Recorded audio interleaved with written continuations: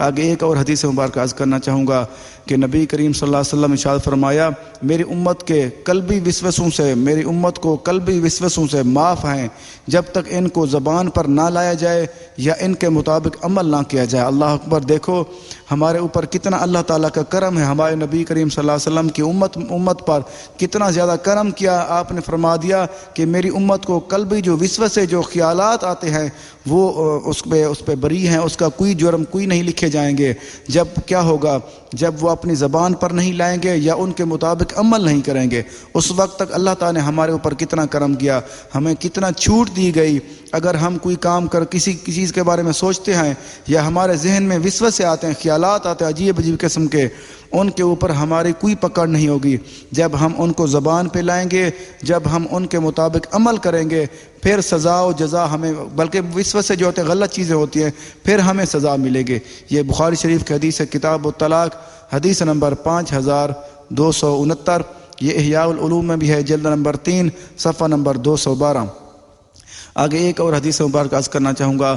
رحمت عالم نور مجسم صلی اللہ علیہ وسلم نے ارشاد فرمایا، دل میں 2 طرح کے خیالات آتے ہیں، ایک فرشتے کی طرف سے آتا ہے اور وہ بھلائی کا وعدہ اور وہ حق کی تصدیق ہے، جو اسے پائے وہ جان لے کہ یہ اللہ تعالیٰ کی طرف سے ہے اور اللہ تعالیٰ کا شکر ادا کرے۔ اور دوسرا دشمن شیطان کی طرف سے ہوتا ہے، اور وہ شر کا وعدہ حق کی طرف سے روکتا ہے اور خیر سے روکتا ہے، جو اسے پائے وہ شیطان مردود کے وسوسوں سے اللہ تعالیٰ کی پناہ مانگے۔ پھر آپ صلی اللہ علیہ وسلم نے ارشاد فرمائی، یہ آیت مبارکہ تلاوت فرمائی۔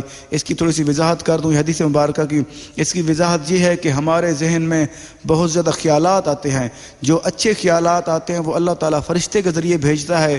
اچھے خیالات وہ ہمیں رہنمائی کرتے ہیں، وہ ہمیں بھلائی کی طرف وہ آتے ہیں خیالات۔ جو برے خیالات ہمیں آتے ہیں وہ شیطان کی طرف سے آتے ہیں۔ اگر کوئی بندہ اس کی طرف وہ راہ حق سے ہٹانے کی کوشش کرتا ہے، وہ فضول کاموں میں ہمیں لگاتا ہے۔ آگے آیت مبارکہ تلاوت فرمائی، الشیطان یعدکم الفقر ویأمرکم بالفحشاء واللہ یعدکم مغفرۃ منہ وفضلا واللہ واسع علیم۔ یہ سورۃ بقرہ آیت نمبر 268، پار نمبر 3۔ اللہ پاک نے ارشاد فرما دیا، شیطان تمہیں محتاجی کا اندیشہ دلاتا ہے۔ دیکھو شیطان کیسے وار کرتا ہے۔ سب سے پہلے محتاجی کا اندیشہ، کہ وہ یہ خیالات دیتا ہے کہ تو محتاج ہو جائے گا، تیرے پاس دولت نہیں رہے گی، یہ تو دولت کہاں سے لائے گا، اپنی ضرورتیں کہاں سے پوری کرے گا۔ سب سے پہلا کیا کرتا ہے، اور آگے کیا کرتا ہے، بے حیائی کا حکم دیتا ہے۔ دوسرا کام کیا کرتا ہے، وہ ہمیں بے حیائی کا حکم دیتا ہے۔ اور کیا کرتا ہے، اور اللہ تعالیٰ تم سے اپنی طرف بخشش اور فضل کا وعدہ فرماتا ہے۔ اللہ تعالیٰ فرماتا ہے اگر کبھی آپ کو یہ خیالات آ جائیں، کبھی کسی قسم کوئی غلط کام میں لگ جائیں، آپ اللہ تعالیٰ سے معافی مانگیں، اور اللہ تعالیٰ فرماتا ہے کہ بخشش اور فضل کا وعدہ فرماتا ہے۔ اللہ تعالیٰ معاف کرے گا اور کرم فرما دے گا، اور اللہ تعالیٰ وسعت والا، علم والا ہے۔ سبحان اللہ!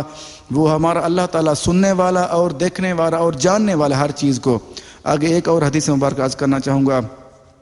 حضرت سیدنا حسن بصری رحمۃ اللہ علیہ فرماتے ہیں کہ مجھے خبر دی گئی کہ حضرت سیدنا جبریل علیہ السلام حضور پاک صلی اللہ علیہ وسلم کی بارگاہ میں حاضر ہوئے اور عرض کی، ایک خبیث جن آپ صلی اللہ علیہ وسلم کو دھوکے میں مبتلا کرنا چاہتا ہے، لہٰذا جب آپ صلی اللہ علیہ وسلم بستر پر تشریف لے جائیں تو آیت الکرسی پڑھ لیا کریں۔ دیکھو وہ حضرت سیدنا حسن بصری رحمۃ اللہ علیہ فرماتے ہیں کہ مجھے خبر ملی، مجھے کہیں سے یہ حدیث مبارکہ ملی کہ اللہ تعالیٰ کی طرف سے آپ کو پیغام ملا کہ خبیث جن آپ کو گمراہ کرنے کی، آپ کو دھوکہ دینے کی، گمراہ تو نہیں کر سکتا نبیوں کو، آپ کو دھوکہ دینے کی کوشش کرتا ہے۔ یہ بھی امت کے لیے پیغام ہے، کیونکہ نبی تو معصوم ہوتے ہیں، یہ امت کے لیے پیغام ہے کہ امت کو کیا کرنا چاہیے کہ آیت الکرسی پڑھ کے اپنے اوپر دم کر کے سویا کریں، تاکہ شیطان کی وسوسوں سے، یہ شیطان کی مخالفت سے محفوظ رہیں گے۔ یہ موسوعۃ الامام ابن ابی دنیا، کتاب مقاعد الشیطان، حدیث نمبر 67، احیاء العلوم میں بھی ہے، جلد نمبر 3 صفحہ نمبر 202۔